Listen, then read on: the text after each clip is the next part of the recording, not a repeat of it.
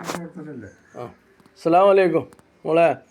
ഇതാ നമ്മളെ നാളെ ഞാൻ വന്നില്ല ആചാര്യ എടുത്തതാ മറ്റേ പകു കൊടുത്ത മാതിരി തന്നെ ഒരു തുണിയും അതേമാതിരി രണ്ടും അതേമാതിരി തന്നെ കേട്ടോ. ഒരു 4 ആൾക്കും കൂടി വാങ്ങാനുണ്ട്, വാങ്ങിക്കോളാം. ഇതാ അതേമാതിരി അവർക്ക് ഇഷ്ടപ്പെടുന്നതിനാണ് വാങ്ങിക്കണത്. എങ്ങനെ അള്ളാഹു എല്ലാം അവരെ ഇഷ്ടം പോലെ ഇരിക്കട്ടെ കേട്ടാ. അൽഹംദുലില്ലാ. അവരോട് ദ്വാരക്കാൻ പറഞ്ഞ കണക്കും ഉമ്മാക്കൊക്കെ. ഉമ്മ മരിച്ചു പോയതാ, ചെറുപ്പത്തിൽ ഉമ്മ മരിച്ചാണ് നമ്മളെ. അല്ല, ഇതിൻ്റെ എനിക്ക് ജനിക്കാതെ പോയൊരു മോളാ.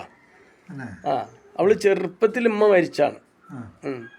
പിന്നെ അവള് അള്ളാഹിൻ്റെ കുതിർത്തുകൊണ്ട് അവൾ പഠിച്ച് വിദ്യാഭ്യാസമായി. ഇപ്പോൾ അബുദാബിയിൽ ഒരു മാനേജറായിട്ട്, അല്ലെങ്കിൽ ഇൻഷുറൻസ് എന്ന് പറഞ്ഞൊരു കമ്പനിയിൽ മാനേജറായിട്ട് ജോലി ചെയ്യണം.